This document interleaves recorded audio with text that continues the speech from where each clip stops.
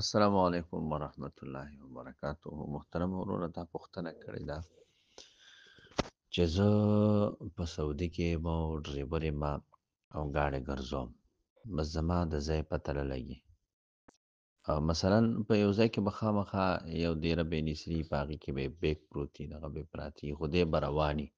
کله به ریاض ته ځي او کله به بغداد ته ځي او کله به دمام ته ځي، کله مدینې ته به راځي، کله به جدې ته راځي، مختلفو ځایونو باندې به ګرځي. د ده لپاره حکم د مونځ څه دی؟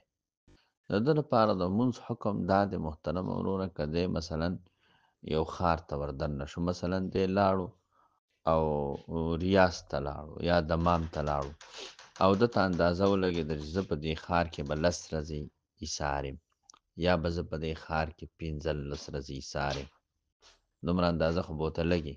که دومره اندازه ورته لګېده چې زه به مثلا په دې ښار کې 15 ورځې ایسار یم، نو دی به په دې ښار کې بیا د پوره مونځ اهتمام کوي، پوره مونځ به کوي. او که دی وایي چې نه دلته به زه 15 ورځې تېروم یا به 10 ورځې تېروم او بیا به زه د 15 ورځو نه مخکې د دې ښار نه وځم، نو چې د 15 ورځو نه مخکې وته نو بیا به دی د سفر والا مونځ کوي.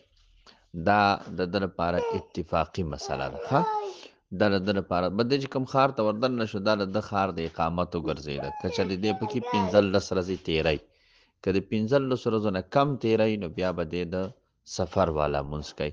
دا د ده لپاره لومبۍ مسله. دویمه مسله د ده دا ده چې دی به سنت کوي که دی به سنت نه کوي. نو دی به د سحر سنت خامخا کوي، دا به نه پرېږدي. او باقي سنت که چېرې بالفرض ده په داسې ځای کې ګاډی ودرولی و چې د ګاډی ودرو او مونځ ته ولاړ دی، خو مخکې پې ممنوع را روانه ده او یا ده ته نور مشکلات دي او ځان رسوي، نو که بیا دی سنت پرېږدي نو خیر دی، خو کوشش دې کوي چې سنت ټول کوي. دا د ده دویمه مسله شوه. درېیمه مسله دا ده که دی په یو ځای داسې ورغی چې هلته کې امام و او هغه امام پوره مونځ کو، نو دی به ورسره پوره مونځ کوي. څلورمه مسله د ده د روجې ده، نو دی به روجه نیسي. ښه، دی به روجه نه پرېږدي. السلام علیکم ورحمت الله وبرکاتو.